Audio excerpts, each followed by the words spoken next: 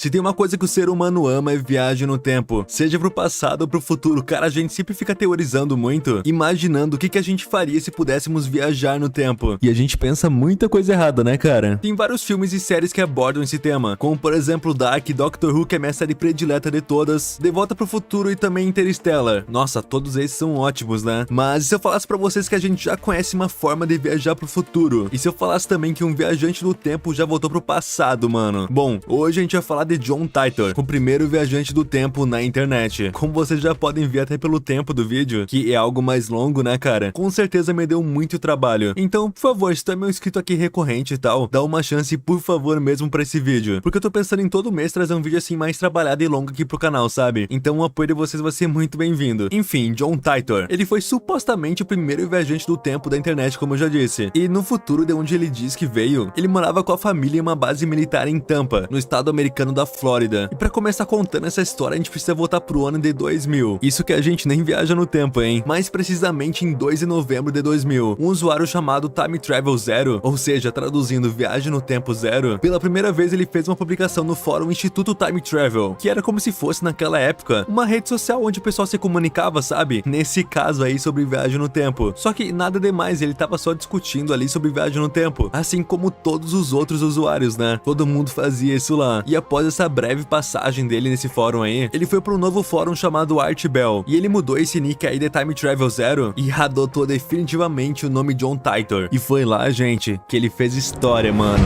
Logo, nosso querido suposto viajante no tempo, ele não se conteve e resolveu finalmente se abrir para todos. Ele foi o primeiro usuário desse fórum aí a descrever uma máquina do tempo em detalhes. Com palavras dele agora, uma unidade de deslocamento no tempo de massa estacionária alimentada por duas singularidades duplamente positivas girando no topo, produzindo assim uma senoide típla deslocada padrão. Meu Deus, cara, eu juro, velho, se essa aí fosse a resolução do enigma de como viajar no tempo, mesmo assim eu não conseguiria. E então ele listou as 6 principais partes de uma máquina no tempo, e com certeza não vou descrever um por um, até porque é armazenamento magnético para microcircularidade duplas, mano. É, gente, eu não tô apto pra ensinar física pra vocês, não, e com certeza não vou fingir que tô, não, mas... Pera, tu acha um relógio de Césio? Mano, que diabos é isso? Será que não pode ser um relógio normal? E não, o relógio de Césio é o tipo de relógio mais preciso que existe. Ele também é conhecido como relógio atômico. Eles usam um padrão ressonante de frequência como contador, ou seja, é um medidor de tempo que funciona baseado em propriedades de átomo. E o que isso significa? Boa pergunta, mano, algum dia alguém te explica. E no final, pra terminar de montar essa máquina aí, é preciso também de 3 computadores. E como tu deve imaginar, sim, ela é enorme. Dá uma olhada de como ficou esse exemplo aqui da máquina do tempo do John Titor. Esse aí é o esquema do mecanismo que ele usou pra suposta viagem dimensional dele. Ele chegou a postar várias fotos do manual dessa máquina aí. Só que isso que vocês estão vendo foi o mais detalhado possível. E todo esse equipamento aí, por incrível que pareça, foi instalado em um Chevrolet Camaro 1967. Pois é, eu acho que a gente entendeu a referência de Volta pro Futuro, né? E antes da gente ir pras previsões dele e também o que aconteceu com o senhor John Titor, o que acontece quando ele de fato viaja no tempo? Tipo, o que ele vê, o que ele sente naquele carro lá? Bom, ele relatou que quando ele entra no carro e inicia todo o processo de viagem no tempo, tem um grande alarme sonoro e uma pequena luz vai começar com uma contagem regressiva. Então tu vai sentir um puxão tipo uma montanha russa e o carro iria começar a acelerar à medida em que a luz se inclina em torno dele. É um negócio bem de Volta pro Futuro mesmo, né? E ele também disse que ele usa um óculos específico nesses processos aí, porque também tem uma explosão de luz ultravioleta, mano. E agora a parte que eu acho mais da hora de todas. E se a gente olhar com calma todas as postagens do John Titor, quer dizer, algumas, né? Porque seria meio que impossível ver todas, porque eu pelo menos encontrei 8 páginas dele conversando com o pessoal lá no fórum. Aí talvez se eu ficasse destrinchando tudo e tal, poderia não ficar tão divertido, sabe? Mas pra mim conseguir ver o que aconteceu naquele fórum, tipo, quando ele começou a postar pela primeira vez, mano, lá em 2001, isso é muito legal, cara. Eu usei o site Wayback Machine, que como quem acompanha aqui o canal já sabe, é um site que basicamente mostra o passado de outro site. É só tu botar o link lá e vai aparecer mais ou menos assim, as datas que são salvas. E pra minha surpresa, só tinha uma data salva nesse site aí, e a data é essa aqui, 13 de julho de 2001. E essa aqui é a primeira publicação dele lá no fórum. Saudações, sou um viajante do tempo, vim do ano de 2036. Estou voltando pra casa depois de adquirir um sistema de computador IBM 5100 do ano de 1975. A minha máquina do tempo é uma unidade de deslocamento de massa estacionária fabricada pela General Electric. A unidade é alimentada por duas singularidades duplas positivas de rotação superior que produzem uma sinusoide stripper padrão em offset. É aquela loucura que eu falei lá no início, sabe? Terei o maior prazer em postar fotos o aparelho. E ele realmente fez isso. E como a gente pode ver no total, pelo menos pelo Wayback Machine, parece que ele teve 96 postagens nesse fórum aí. Foi bastante, né? E o primeiro usuário de todos a responder ele foi o Mike Kling. E olha, dá pra dizer que ele foi bem receptivo com essa ideia aí. Olá, como você bem sabe, tenho certeza que as pessoas podem postar qualquer coisa aqui, seja ou não verdade. Que prova você tem de que viajou no tempo? Fique tranquilo, pois eu quero acreditar em você. Mas por que eu deveria acreditar? Obrigado de qualquer forma, falou o cara. E a gente descendo mais um pouco, dá pra gente ver mais uma pergunta que é muito interessante. Se a missão dele era em 1975, por que ele estaria em 2001? E foi exatamente isso que o Kevin Spooner perguntou. Mais uma vez, cara, eu fico bastante surpreso com a educação de todo mundo, porque todos ali estão realmente dispostos a entender tudo e querem verdadeiramente que isso seja verdade. 99% das pessoas, elas respondem com textinhos e tudo bem escrito, sabe? Coisa que hoje em dia seria muito raridade. Iriam escrever tipo,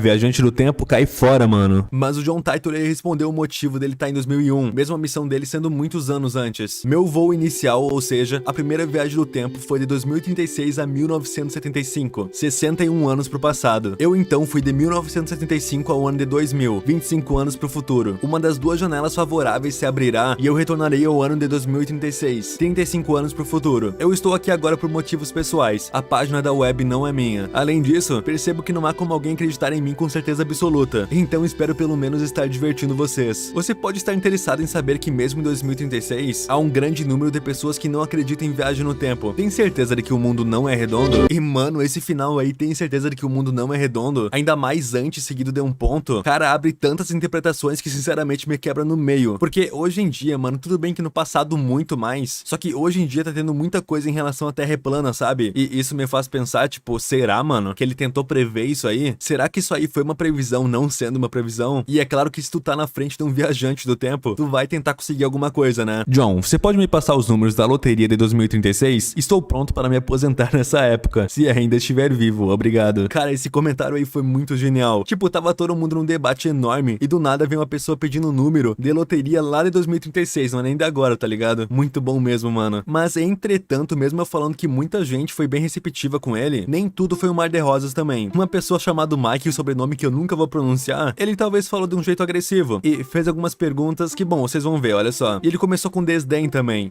Outro viajante no tempo. E depois, John, responde algumas perguntas que qualquer pessoa do futuro deveria saber, ou pelo menos ter acesso fácil. Primeira pergunta, qual foi a contagem de mortes final no recente terremoto da Índia? A segunda pergunta, eu confesso que eu não entendi muito bem, porque é sobre TI, algo bem nichado, ou é alguma gíria daquela época, que na tradução ficou tipo, o que é a invenção do gengibre, TI? Eu não sei, cara, mas a terceira pergunta dele, quem ganha a Copa Stanley de hockey esse ano? E na minha visão, já primeiramente, antes do John Titor responder, eu não acho que nenhum viajante do tempo tem que saber a resposta pra essas três perguntas, não. Por exemplo, cara, se eu viajasse lá pra 2005, que até que é bem pertinho pra gente, né? Eu não saberia nada que aconteceu em 2005. E com certeza aconteceu muita coisa mesmo. Data esportiva de quem ganhou, quem perdeu, mano, tô fora, não sei. Eu não sei nem do meu time do coração, que é o Grêmio. Mas o Titor, ele deu uma ótima resposta. Na verdade, uma muito digna de um viajante no tempo. Posso apreciar seu ceticismo, mas devo admitir que estou confuso com sua escolha de perguntas. Não consigo entender por que se espera que um viajante do tempo conheça os detalhes que você pergunta. Agora, algum de vocês conhece os detalhes da primeira semana de fevereiro de 1970? Por falar nisso, você poderia me dizer de cabeça se choveu em Atlanta na semana passada? Um almanaque esportivo é um equipamento obrigatório esperado para todas as máquinas do tempo? Simplesmente esplêndido, mano. E pra quem não sabe o que é um almanaque esportivo, é um livro com todos os resultados das partidas, sabe? Resultado de campeonato e tal. E ele continuou, pelo menos não fez a pergunta padrão. Quais ações devo comprar? Interessante que ninguém pergunta quais ações vender. Tenho certeza que as minhas respostas serão bastante satisfatórias, mas você deve saber que não quero sua fé inabalável. Nem acho que você poderia dá-la tão facilmente se um viajante do tempo, entre aspas, fosse capaz de responder essas perguntas. Na verdade, por esse meio, é impossível provar que sou viajante do tempo. Portanto, é impossível acreditar. Na verdade, eu dependo muito disso. Então não tem que me preocupar em ser pego por seus amigáveis policiais. O que você acha que eles fariam com duas microsingularidades? Então ele respondeu as perguntas. 1. Eu não faço ideia. 2. Parece uma espécie de scooter motorizada. O que você acha que é isso? 3. Eu conheço esse, mas eu acho que seria injusto e imoral alguém ganhar uma aposta com base em algo que eu disse a eles. Na minha visão, cara, essas respostas aí fazem muito sentido. Como eu disse, se eu voltasse pra 2005 e falasse que eu sou um viajante do tempo, o máximo que eu poderia falar são informações tipo fixas, sabe? Acontecimentos que marcaram mesmo e que marcam as pessoas que estudam até hoje. Eu acho que vocês estão ligados no que eu tô falando, né? Até o presente aqui. Continuando, o Titor ele também fez algumas previsões e é claro que eu acho muito válido citar algumas aqui. Até porque a parte mais da hora de um viajante no tempo São as previsões dele, né? Então vamos começar por 2036, porque ele falou um pouquinho do ano dele. Depois de uma grande guerra em 2036, as pessoas passaram a viver mais em comunidade, sabe? Tipo, não existem cidades muito populosas. A comida é produzida, vendida e consumida localmente. E também teve uma redução enorme em comida industrializada. Adeus, miojinho. E com as palavras dele, a vida é muito mais rural no futuro, mas a tecnologia mais alta é usada para se comunicar e viajar. As pessoas criam muito da sua própria comida e fazem mais trabalhos agrícolas. Sim, comparado com agora, trabalhamos longas horas. Depois da guerra, meu pai ganhava vida vendendo laranjas pra cima e pra baixo, na costa oeste da Flórida. Meu amigo mais próximo queria cavalos e outro trabalha pra uma empresa que mantém nós com a internet sem fio. O Taito, ele também falou um pouquinho sobre telefones, que é bem da hora. Sim, nós temos telefone, mas o serviço é pela web. A maior parte da geração da energia é localizada. Espanta-me quanta energia é desperdiçada agora. Sim, energia solar é muito grande. Acredita-se que um gerador de singularidade também possa ser usado, mas a maioria das pessoas é contra. E eu acredito que gerador de singularidade seja algo tipo gerar energia com buraco negro, talvez, sabe? Eu acho que é bem fácil de ser contra isso aí, né? É perigoso, mano. E ele fez algumas citações também sobre as religiões no ano de 2036. Ele disse que no tempo dele, as religiões são muito mais aceitas e as pessoas acreditam muito mais nelas também. A religião é muito mais pessoal do que agora. Não há religiões enormes e centralizadas e as pessoas falam abertamente sobre suas crenças. Também pode interessar-lhe saber que o dia de adoração é o sábado. Uma previsão que eu achei muito interessante também e que poucas pessoas falaram sobre essa. Possivelmente, lembrando possivelmente, o John Tartley previu o Bitcoin. Agora, quando alguém perguntou como é que funcionava o dinheiro lá em 2036, ele respondeu: não é muito diferente do que agora. Sim, nós temos dinheiros e cartões. No entanto, como tudo mais, o sistema monetário é descentralizado. O setor bancário baseia-se principalmente na estrutura da comunidade. Não existem sistemas financeiros bancários ou informatizados multinacionais. Também não há imposto de renda. E eu não sei vocês, mas quando eu li isso aí, cara, mesmo eu não entendendo quase nada, eu só consegui lembrar do Bitcoin. Só que, é claro, tudo isso aí a gente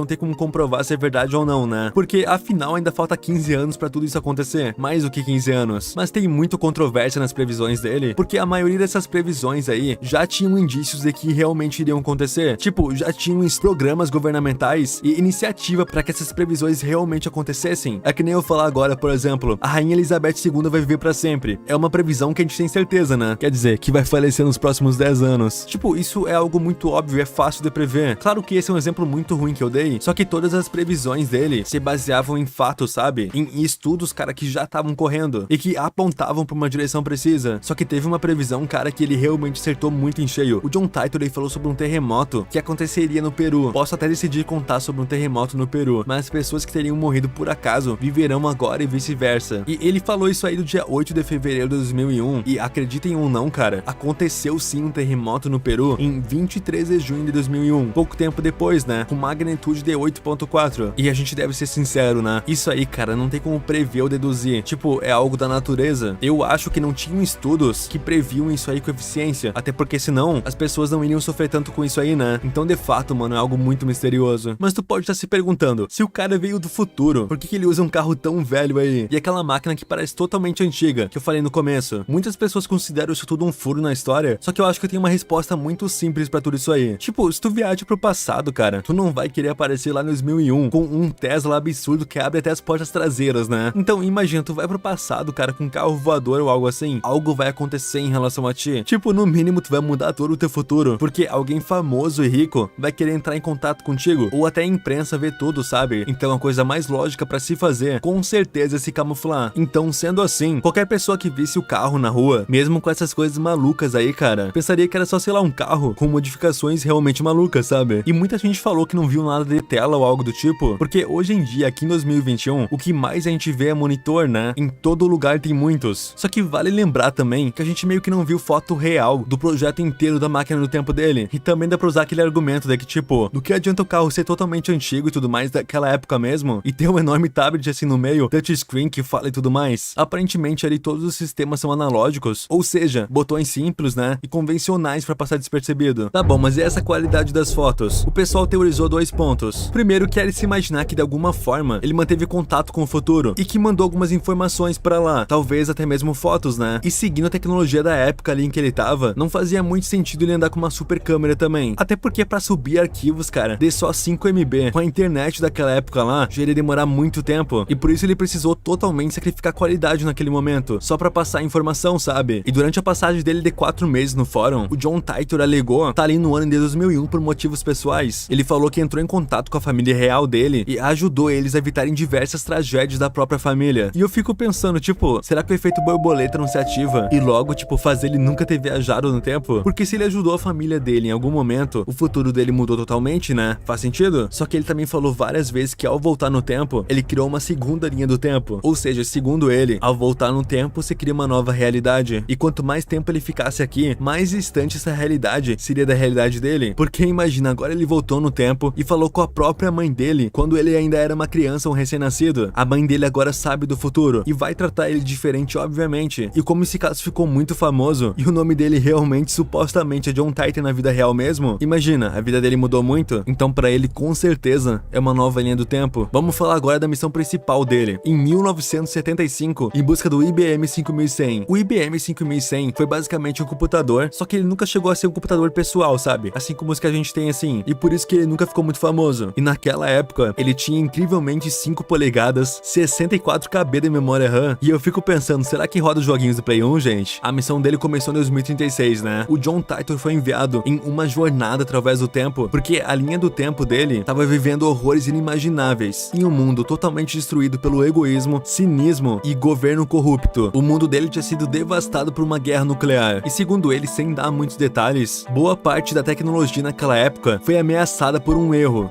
Unix e timeout, lá em 2038, que basicamente fala que em 19 de janeiro de 1938, exatamente às 13h14 e 7 segundos da manhã, aconteceria um grande erro de cálculos. E então, meio que não seria mais possível contabilizar o horário, fazendo assim grandes sistemas quebrarem por completo. E gente, isso aí meio que é real. É um problema grande que realmente vai acontecer se ninguém tiver um IBM 5100 guardado por aí. Mas o que é esse problema aí? Porque é bem complicado de entender. Pelo que eu entendi, é exatamente igual ao bug do milênio. Vocês já ouviram falar? Basicamente os computadores e tudo não iriam aceitar a virada do ano. Em 1999, iriam voltar lá pro ano de 1900 e não iriam virar pro ano de 2000. E isso iria causar muitos problemas. E então o IBM 5100 era exatamente o que eles precisavam lá em 2038, já que ele tinha uma função que era muito pouco conhecida, que era a função de depurar e emular o código entre várias linguagens de programação. Só que como você já deve imaginar, depois de guerra e tudo mais, era impossível encontrar um desses lá em 2036. Então a solução mais viável, mais segura e tudo, era o John Titor voltar pra 1975 e pegar esse bendito computador. E depois da missão dele ser cumprida, ele se despediu de todos e sumiu por completo. E é engraçado e é algo que é muito óbvio, que desde então, todo mundo tentou rastrear o IP dele, também tentaram encontrar pessoas, também tentaram encontrar localizações ou pessoas com o nome John Titor, só que no fim nada foi encontrado. Ele afirmou que esse era seu nome real, e partindo disso aí do nome dele, um programa italiano chamado Voyager, eles decidiram, cara, contratar um detetive pra tentar encontrar alguma família nos Estados Unidos que se chamasse Titor, sabe? E então ele tentou encontrar famílias com o nome Titor em banco de dados de empresas, também procurou em site de pesquisa de nome e não encontrou nada. Ele chegou aí na justiça da Flórida, onde teoricamente a família Titor vive. E claro, a justiça era pra ter todos os registros de multa, casamento, separação, bens, processo, tudo. Só que eles não encontraram nada, nunca nada foi encontrado. Mas atualmente existe uma fundação John Titor. Tem 2 sites oficiais e um dele é johntitor.com, que é basicamente um site bem simples, onde reúne todas as postagens do John Titor, imagem, arquivos, previsões, tudo. Já o segundo site é o johntitorfoundation.com, e ele é muito mais simples, cara, e nele mostra o seguinte: mano, parece que existem 2 John Titor viajando pelo nosso universo. Esse site aí descreve as datas de postagem de cada um dos John Titors. O site funciona como um pequeno calendário, sabe? Onde mostra onde cada John Titor atuou. Mas vocês devem estar se perguntando, quem que tá por trás desse site aí e da fundação John Titor? Bom, ninguém menos do que Lawrence Heber. Esse cara é o suposto advogado da família John Titor, e ele meio que seria responsável por ser o escudo da família. Ele que impede que qualquer pessoa se aproxime do John Titor da nossa realidade, meio que preservando a integridade dele. Porque claro, se ele existe, ele tá vivo aqui vivendo, né, envelhecendo. E a fundação John Titor lançou um livro também, só que nada demais. É apenas alguns pequenos relatos da mãe dele, junto com uma coleção enorme de prints e de conversa que todo mundo já viu, sabe? E adivinha qual o valor desse livro? Cara, uma unidade, só um livro, tá sendo vendida na Amazon por $3 3.000 reais, cara. 3.000 reais. E é usado ainda. Pera, Toshi, então tu quer dizer pra mim que depois de um monte de furo na história, foi afirmado que existem 2 John Titors vivendo na nossa realidade? Pois é, essa foi a desculpa deles do porquê supostamente tem alguns furos, sabe? Ao invés de uma pessoa que não deveria estar aqui, na realidade, a gente teve 2 vezes a pessoa que não deveria estar aqui, sabe? Enfim, tudo isso é uma confusão enorme. E na minha opinião, essa história aí cresceu demais. E quando eles perceberam que tinha um jeito de lucrar com livro, site, entrevista, eles fizeram. Mas é aquilo, quando tu mente demais, em algum momento tu é pego em contradição. E então, pra resolver essas falhas aí na história, foi por isso que foi criado o segundo John Titor. E o advogado da família, ele também postou um vídeo em 2007 aqui no YouTube, cara. Sim, pois é. E nesse vídeo aí ele afirma ser a partida oficial de John Titor. Ou seja, a primeira viagem do tempo gravada. Só que novamente, mano, tem um monte de brecha nesse vídeo aí. A máquina do tempo usada também parece muito diferente da máquina que foi mostrada pelo Titor. E tudo bem, ele não mostrou tudo, né? E mais uma vez, a gente não viu tela nenhuma, a gente não viu nada. Parece ser tudo 100% analógico. O vídeo ele fica tremendo toda hora, a gente não consegue ver direito, o som original também não tá nele. Fico pensando, cara, qual o problema de deixar o som original? Eu acho que com certeza todo mundo gostaria de ouvir os apitos e sei lá o que acontece quando tu viaja no tempo. E o carro desaparecendo também, pois é, não apareceu. São poucos trechos e muitos cortes. E eu imagino que viagem no tempo é algo brusco, né? Que acontece rápido e tal. Então, como a pessoa que tava ali dentro, né, supostamente John Titor, conseguiu gravar internamente o carro no meio desse processo tenso aí? Sabe o que parece de verdade, mano? O trailer de um filme. É só isso, sério. Eu acho de verdade que a divulgação desse vídeo aí foi bastante um tiro no pé, sabe? Porque talvez quem queria acreditar nisso, bom, ficou sem acreditar no fim, né? E após tudo isso, gente, até atualmente, essa história do John Titor, ela continua viva. Atualmente, aqui na nossa linha do tempo, ele tem mais ou menos 20 anos e, pois é, não é nenhuma criança mais, né? E mesmo assim, a gente não viu nenhum dado, nome ou sei lá o que de fato comprova a existência desse cara aí, como se fosse uma pessoa, cara, aqui na nossa linha do tempo. E agora fica com vocês, finalmente o vídeo tá acabando. Será que ele realmente existiu? O quanto será que ele mudou a nossa linha do tempo? E se tu acha que ele não existiu ou qual foi, mano, só comenta aí, tá? Me explica. Eu espero muito que vocês tenham gostado. Essa história é muito da hora mesmo de ser estudada, ainda mais porque tem as conversas reais daquela época, sabe? Cada palavra foi eles que escreveram. Eu não acho assim que não viajante no tempo real, até porque ele errou muitas previsões. Segundo o canal Fábrica de Noobs, só 26% das previsões dele estavam certas. Pois é, mas tipo, no mínimo, ele era um cara extremamente inteligente, mas por algum motivo passou muito tempo em fórum na internet, criando isso aí tudo. O que não sei se torna ele tão inteligente assim. Mas pô, se eu tô falando dele aqui depois de quase 20 anos, talvez, né? Se tu me ouviu até aqui, eu agradeço de coração mesmo, cara. Esse vídeo aqui deu muito mais trabalho, vocês não têm noção. Os vídeos convencionais aqui do canal geralmente tem 10 minutos. Eu nem sei quanto tempo vai ficar isso aqui, com certeza muito. Eu espero que vocês tenham gostado. Se vocês puderem mandar pra um amigo aí, deixar o teu like e comentar, cara, com certeza o YouTube vai me ajudar, tá bom? No Twitter eu vou fazer uma publicação sobre esse vídeo aqui, e quem puder ir lá e dar um RT pro vídeo se divulgar e tudo mais, vai me ajudar demais, tá? É isso, até o próximo vídeo, que inclusive é bem polêmico, e tchau!